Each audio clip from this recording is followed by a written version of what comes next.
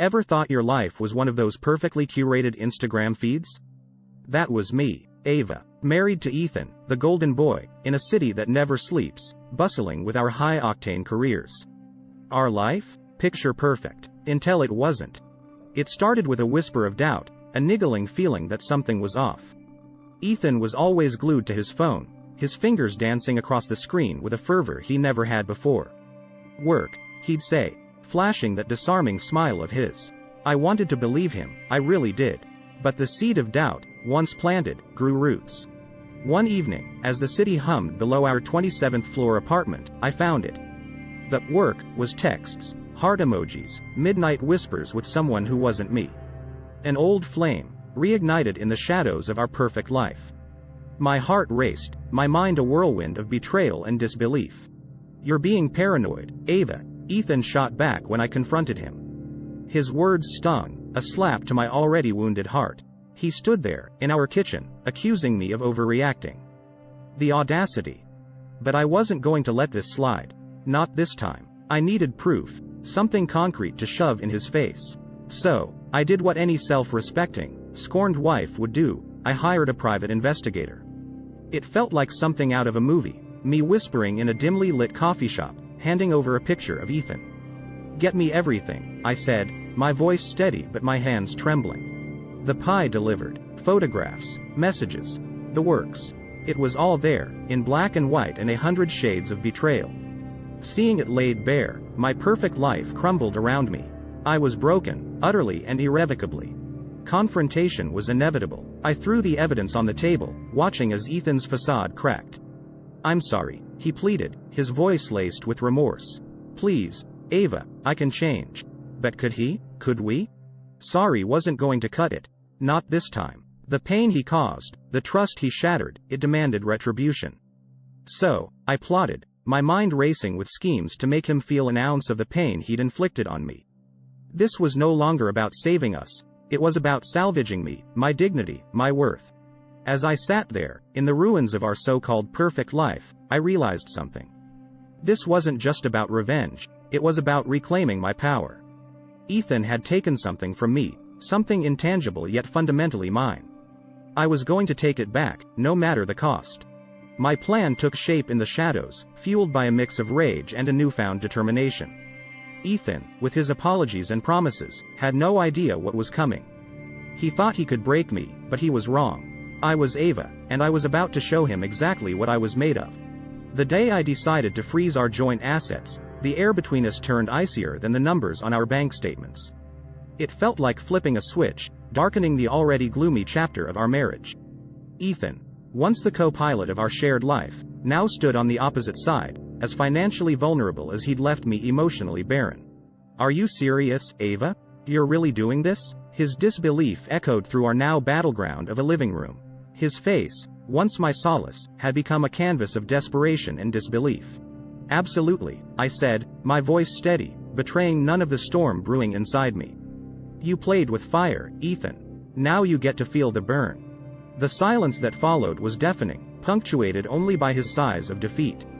I watched, a part of me wanting to reach out, to rewind and erase the hurt. But the scars ran too deep, the betrayal too raw.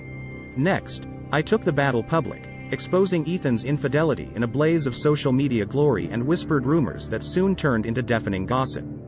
His reputation, meticulously built over years, crumbled in days. The fallout was immediate. Friends vanished, professional doors slammed shut, and the man who once walked with pride now slunk in shadows. His pleas for reconciliation were as desperate as they were futile. "Ava, please, let's fix this. I know I messed up, but this is too much." Too much? The irony. You didn't seem to think so when you shared secrets that weren't yours to share. "This is just the beginning, Ethan." It was then that he emerged from the shadows, a figure from Ethan's past, a ghost donning the suit of a successful businessman. He introduced himself simply as Mr. Black, his intentions anything but. "Ms. Ava, I've been following your endeavors."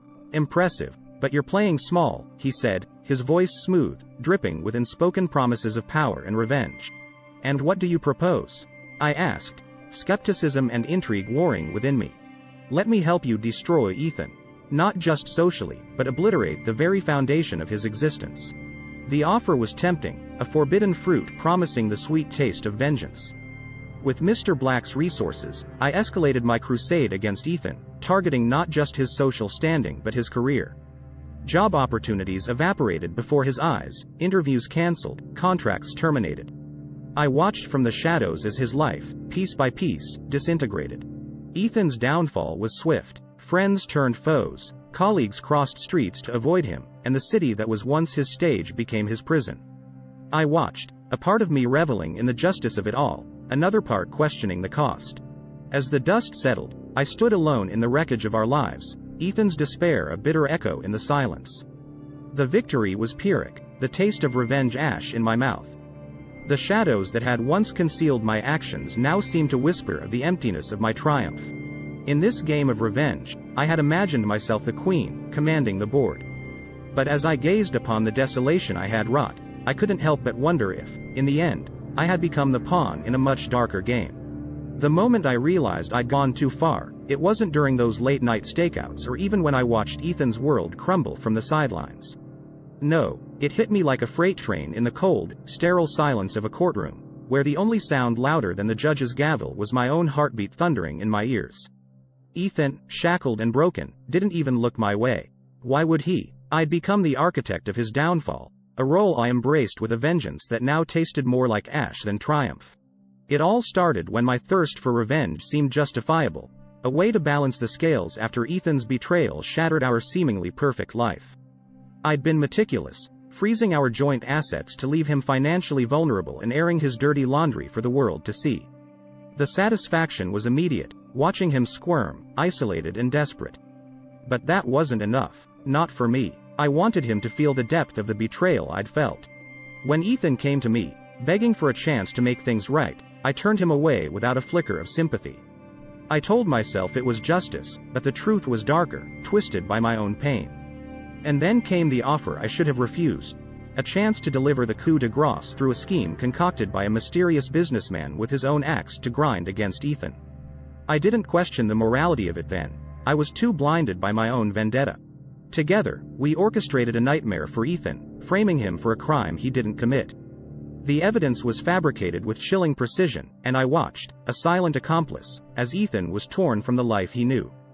The trial was a farce, a procession leading to the inevitable guilty verdict that would lock him away, based on lies I helped weave. It was supposed to be the final act of my revenge, a closure to the saga of betrayal and hurt. But sitting in that courtroom, watching Ethan, a man I once vowed to stand by through better or worse, being condemned, something inside me shattered. It wasn't supposed to feel like this. I expected relief, maybe even a twisted sense of satisfaction, but all I felt was a hollow emptiness and a creeping dread that maybe, just maybe, I had become the villain in this story. Ethan's quiet resignation was the loudest accusation of all. He didn't need to say a word, his defeated gaze said everything. I realized then that I hadn't just punished Ethan.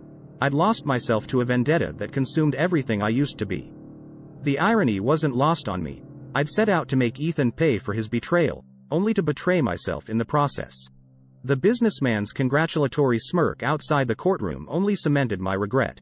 I had been a pawn in his game, a game that cost me my soul. I wanted to scream, to tell the world it was all a lie, but the truth was, I was as guilty as Ethan was innocent. My revenge had come full circle, leaving me to navigate the wreckage of two lives, the one I ruined and my own. As I left the courthouse, the weight of my actions settled in, a burden I'd carry for the rest of my life. The quest for vengeance had blinded me to the cost, and now, with the scales tipped irrevocably in the wrong direction, I was left to ponder the price of revenge. It was a lesson learned in the harshest way possible, a reminder that justice and vengeance are not interchangeable, and that in seeking to punish another, we often inflict the greatest damage upon ourselves. Hey everyone, I hope you're enjoying the video so far. If you do, please take a moment to hit that like button. It really helps me out and lets me know you appreciate the content. Also, if you haven't already, consider subscribing to the channel. Subscribing is a great way to stay updated with all the latest videos and to be part of our growing community. It's quick, it's free, and it ensures you won't miss out on any upcoming content. So go ahead, smash that like button and hit subscribe. Your support means a lot and keeps this channel going. Thanks for watching. The morning sun barely crept through the curtains, casting a soft glow on what remained of my life. It was one of those moments where you expect to wake up from a nightmare, only to realize the nightmare is your reality. I sat at the edge of my bed, the silence of the apartment echoing the chaos in my mind. The journey from a wife seeking justice to a woman consumed by vengeance had been swift and merciless, much like the city's unforgiving pace outside my window. The knock on my door was unexpected, a sharp contrast to the monotony of my thoughts. It was Mike, an old friend of Ethan's, someone from a past life it seemed. The look on his face told me this wasn't a casual visit. "Ava, you need to see this," he said, handing me an envelope. The evidence inside was irrefutable, a stark revelation of Ethan's innocence in the very betrayal that had set me on this path of destruction. My hands trembled as I sifted through the photos and messages, each piece a testament to the manipulation I had so blindly embraced. The weight of my actions, fueled by the businessman's deceit, crashed down on me. I had to make things right. But every attempt to reach out, to expose the truth, was thwarted by the very man who had once promised to be my ally in avenging Ethan's supposed betrayal. His influence was a shadow that loomed large, blocking my every move, a reminder of the deal with the devil I had unwittingly made. My desperation led me to the authorities, to anyone who would listen, but the businessman's reach was far and wide. My pleas were met with skepticism, my credibility tarnished by the web of lies I had helped weave. The trial was a blur, a public spectacle that left me acquitted but broken, a hollow victory when the cost was laid bare. Ethan's conviction was the final blow, the irrevocable loss that no amount of remorse could mend. He refused to see me, his silence a louder condemnation than any words could express. I was left to navigate the ruins of my life alone, ostracized by those I had once called friends, haunted by the ghost of the love I had destroyed. In the solitude of my self-made exile, the realization of my folly was a bitter pill. My quest for revenge, once a consuming fire, had left nothing but ashes in its wake. The irony wasn't lost on me. In my pursuit to punish Ethan, I had become the very monster I sought to protect him from. The businessman's machinations had played me like a pawn, his vendetta against Ethan becoming my own, a shared animosity that blinded me to the truth. The city that once held promises of dreams and aspirations now felt like a prison, its towering skyscrapers a constant reminder of my fall from grace. My reflections, once filled with righteous indignation, were now tinged with regret. The cost of my obsession, the price of a vendetta fueled by lies, was a life irrevocably altered, a love lost to the shadows of deceit and revenge. As the chapter of my life with Ethan closed, marred by tragedy and betrayal, the path forward was uncertain. The lessons learned were etched deep in the scars of my heart, a constant reminder of the price of vengeance. The quest for redemption, if such a thing were possible, loomed as my next journey, a chance to find meaning in the ruins of what was once a quest for justice gone awry. But redemption, much like the dawn after the darkest night, felt like a distant dream, a flicker of hope in the vast darkness of my own making. I never thought I'd end up here, huddled in some dingy motel room on the outskirts of nowhere, jumping at every creak and whisper of the wind. It's funny, in a twisted sort of way. Here I am, Ava, once a woman with a life so perfect it made strangers envious, now a fugitive of my own making. It all spiraled out of control so fast. After everything went down. After Ethan, after the trial, after that blasted businessman manipulated me into nearly destroying my own life, I thought I could start over. New city, new me, right? Wrong. My past clung to me like a shadow, dark and unshakable. Jobs? Friends? They vanished the moment my story preceded me. Turns out, the world isn't too keen on hiring a woman who nearly dismantled her husband's life, even if she was acquitted in court. Then came the messages. Anonymous, chilling notes slipped under my door, filling my inbox, each one a reminder that the past isn't done with me. Payback is coming, one read. You can't hide forever, said another. It was clear. Someone was out to get me, and I had a sinking feeling I knew who was behind it. The businessman, the one who'd seemed like my savior when I sought revenge against Ethan, now saw me as a loose end. A liability. It was almost laughable, how quickly allies turn into enemies when their backs are against the wall. I had to disappear, had to shed my old life entirely if I wanted to survive. So, here I am, living off the grid, a ghost among shadows. I've become adept at disguising myself, at blending into the background. skills I never thought I'd need, learned from the bitterest teacher of all, experience. But it's not all darkness and running. In this underworld, I've found others like me, others who've been wronged by the same man who promised me revenge on a silver platter. Together, we're a motley crew of the betrayed and broken, but there's strength in our shared purpose. We're planning something big, something that will finally put an end to the businessman's reign of manipulation and terror. It's risky, sure, but what do I have left to lose? My name is Ava, and this is my story. A tale of vengeance gone awry, of a life dismantled and slowly, painstakingly pieced back together in the shadows. It's not the life I chose, but it's the life I've made. And as I sit here, plotting in the dim light, I can't help but wonder how it'll all end. Will I find redemption in the ruins of my past, or am I doomed to be haunted by my actions forever? Only time will tell, but for now, I fight on, because that's all I can do. The moment I decided to turn the tables on the man who'd once promised to shield me from the world's darkness, I knew there was no turning back. It wasn't just about revenge anymore, it was about survival. My name, once whispered with respect and a hint of envy, had become a cautionary tale. Ava, the woman who dared to challenge the untouchable Ethan and his empire of lies.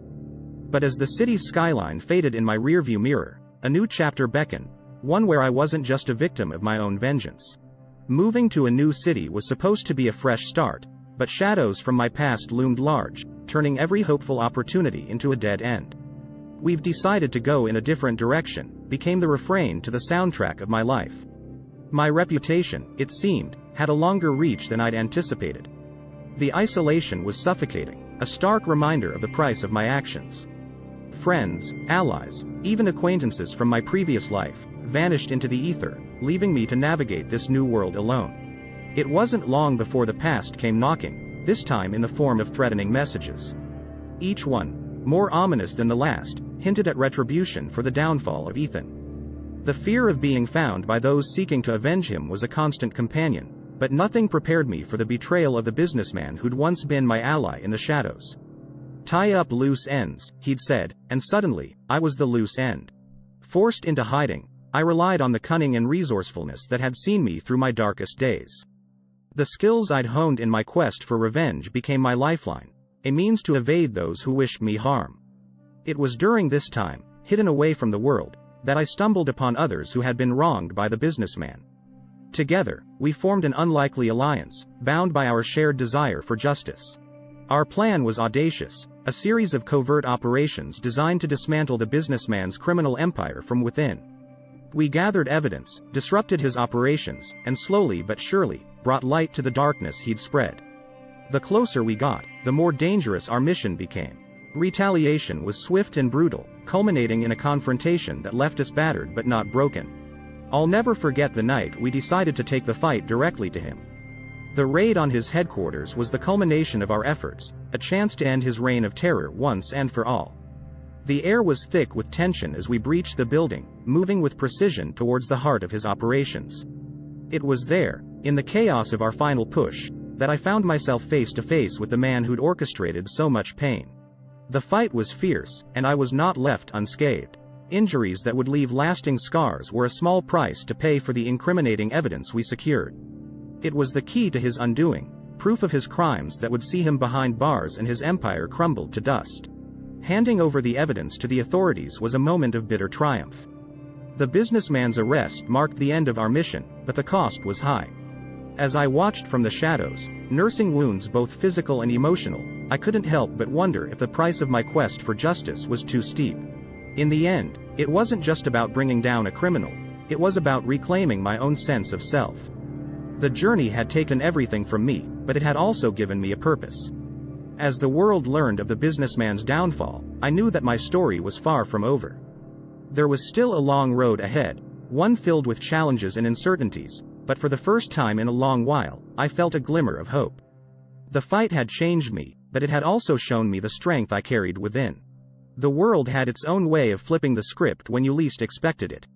My life, once a portrait of marital bliss with Ethan, had spiraled into a saga of betrayal, vengeance, and now, irrevocable loss. The aftermath of my actions left me navigating a labyrinth of guilt and isolation, a stark contrast to the love-filled existence I once cherished. When I first heard of Ethan's release, a sliver of hope pierced my heavy heart. The evidence my unlikely allies and I had unearthed not only dismantled the corrupt empire of the businessman who'd manipulated my quest for revenge but also cleared Ethan's name. However, that hope was short-lived. Ethan, embittered and scarred by the ordeal, wanted nothing to do with me. My attempts at reconciliation, laden with apologies and offers of restitution, were met with cold rejection. He was on a path to recovery, one that didn't include me. The realization was a bitter pill to swallow, but it forced me to confront the magnitude of my actions. In my pursuit of vengeance, I had become the very monster I sought to punish. The irony wasn't lost on me. I had waged war against Ethan for his betrayal, only to betray myself and the values I held dear. With Ethan out of reach and my sense of self in tatters, I redirected my focus toward aiding those who had suffered at the hands of the businessman. It was a hollow attempt to fill the gaping void Ethan's absence had left, to mend the unbridgeable gap between who I was and who I had become. My efforts to fight corruption and injustice, though fulfilling in their own right, couldn't erase the shadows of my past actions. The news of Ethan's untimely death under mysterious circumstances was a devastating blow, deepening my grief and compounding my guilt. It was a cruel twist of fate, a reminder of the cost of my vendetta. Driven by a need for answers and possibly a way to atone for my sins, I delved into the circumstances surrounding his death. The trail hinted at foul play, likely the remnants of the businessman's network seeking revenge. It was a stark reminder that the past never truly dies. It lurks in the shadows, waiting for its moment to strike. The journey to uncover the truth behind Ethan's death was more than a quest for justice, it was a pilgrimage of redemption. Each clue unearthed, each secret revealed, brought me closer to confronting the consequences of my actions. Yet, with every step forward, I was reminded of the chasm between the life I once had and the life I now lived. In the end, my life became a testament to the destructive power of revenge. I dedicated myself to fighting against the corruption and injustice that had ensnared Ethan and me, driven by the memory of the man I loved and the devastation I had wrought. Despite my efforts to make amends, I remained a pariah, isolated in my quest, a tragic figure whose pursuit of retribution had consumed her very being. The story of Ava and Ethan, once a tale of love and partnership, had morphed into a cautionary fable of loss and redemption. My name, Ava, would forever be synonymous with the consequences of vengeance, a reminder of the fine line between justice and retribution. In the end, I was left with nothing but the memories of what could have been and the harsh reality of what was. My quest for revenge had not only broken Ethan, it had irrevocably broken